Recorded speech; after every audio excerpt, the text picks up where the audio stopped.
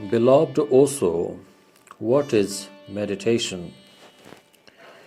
Meditation is an adventure into the unknown, the greatest adventure that the human mind can take.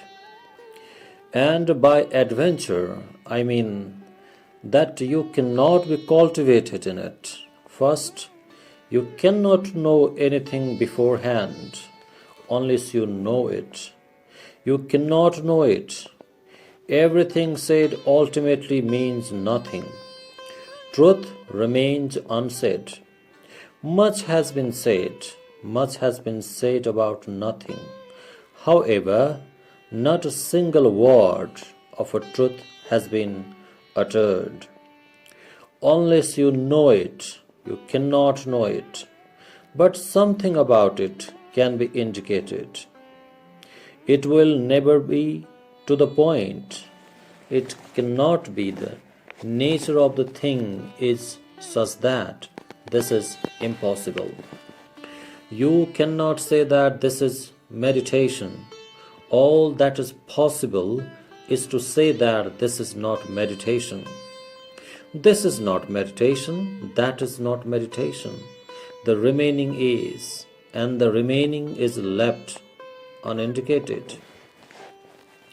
Many reasons for it are there. Meditation is a something greater than the mind. It is not a something which happens in the mind. Meditation is a simply going beyond mind, beyond the functioning of the mind, beyond all the fetters of the mind, and just entering into this silence, unmoving, unwavering, just a pure awareness, a silent flame, a great joy, but nothing to see, a great clarity of a seeing, a vast openness. The whole sky is yours, but nothing objects to you, nothing prevents you. For the first time, the nothingness has opened its door to you. You simply are, utterly centered, without even a single thought flying across your mind. Then you are in meditation. Meditation is a state of a no mind. Meditation is a state of a pure consciousness with a no content. Ordinarily, your consciousness is too much full of rubbish, just like a mirror covered with a dust. The mind is a constant traffic.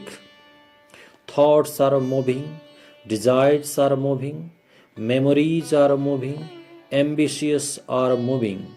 It is a constant traffic. Day in, day out, even when you are asleep, the mind is a functioning. It is dreaming. It is still thinking. It is still in worries and anxieties. It is preparing for the next day. An underground preparation is going on. This is the state of no meditation. Just the opposite is a meditation. When there is no traffic and thinking has chased, no thoughts moves, no desire stirs, you are utterly silent. That silence is a meditation. And in that silence, truth is unknown and never otherwise. Meditation is a state of no mind. And you cannot find a meditation through the mind because mind will perpetuate itself. You can find meditation only by putting the mind aside, by being cool, indifferent, unidentified with the mind, by seeing the mind pass, but not getting identified with it, not thinking that I am it. Meditation is the awareness that I am not the mind. When the awareness goes deeper and deeper in you, slowly, a few moments arrive, moments of a silence, moments of a pure space, moments of a transparency, moments when nothing stirs in you and everything is still. In those still moments, You will know who you are, and you will know what the mystery of this existence is. And once you have tasted those few dewdrops of a nectar, great longing will arise in you to go deeper and deeper into it. Irresistible longing will arise in you, a great thirst. You will become a fire. When you have tasted a few moments of a silence, of a joy, of a meditativeness, you will like this state to become your constant state, a continuum. And if a few moments are possible, then there is no problem. Slowly, more and more moments will be coming. As you become skillful, as you learn the knack of not getting involved in the mind, as you learn the art of remaining aloof, away from the mind, as you learn the silence, as you learn the science of creating a distance between you and your own thoughts, more and more meditation will be showering on you. And the more it showers, the more it transforms you. A day comes, a day of great blessings, when meditation becomes your natural state. Mind is a something unnatural. It never becomes your natural state. But meditation is a natural state which we have lost. It is a paradise lost, but the paradise can be regained. Look into the child's eyes. Look and you will see tremendous silence, innocence. Each child comes with a meditative state, but he has to be initiated into the ways of a society. He has to be taught how to think, how to calculate, how to reason, how to argue. He has to be taught words, language, concept, and slowly he loses contact with his own innocence.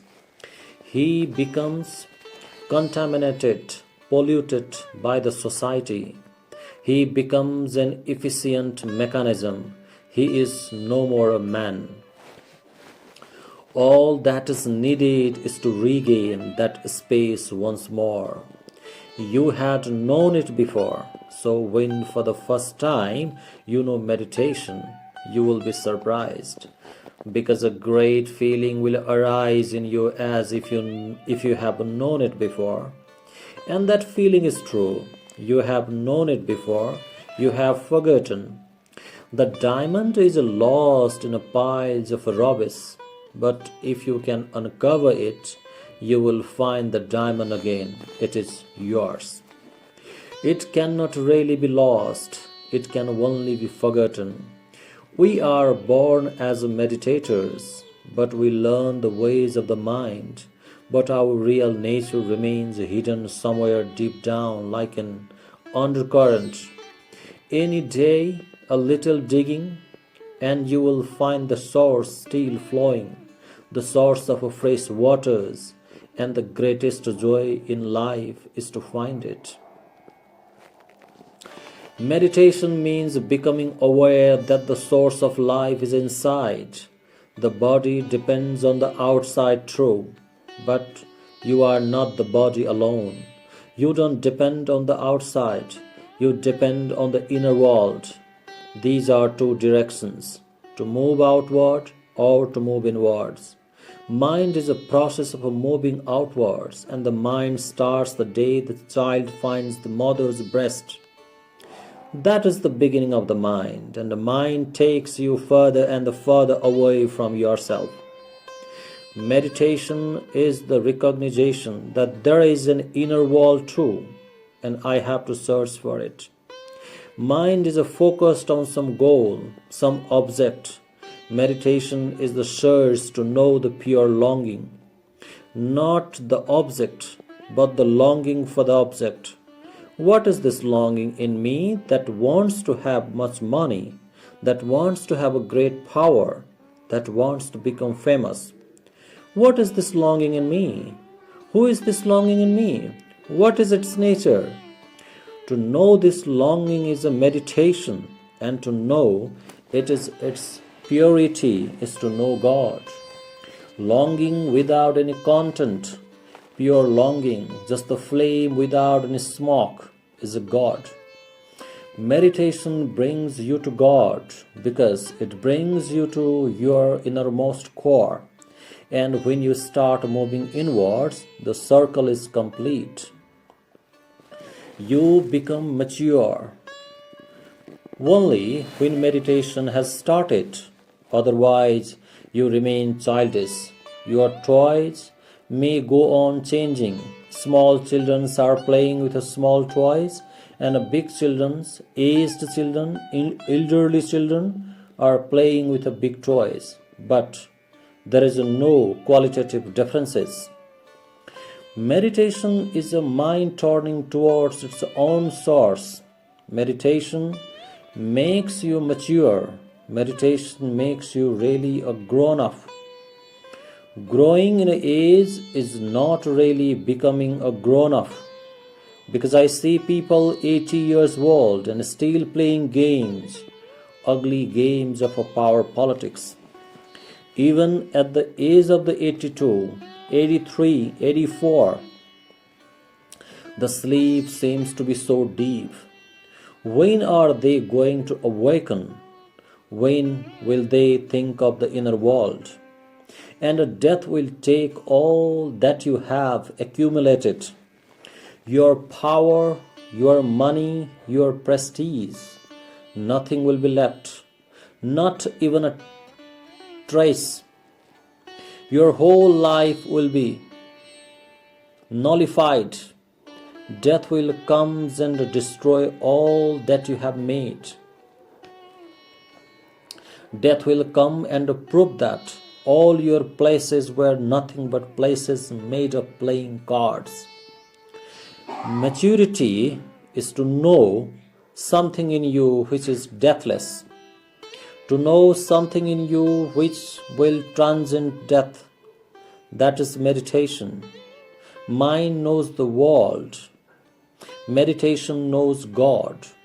Mind is a way to understand the object. Meditation is a way to understand the subject. Mind is a concern with the contents, and meditation is the concern with the container. The consciousness mind becomes obsessed with the clouds, and meditation searches for the sky. Clouds come and go, sky remains, abides.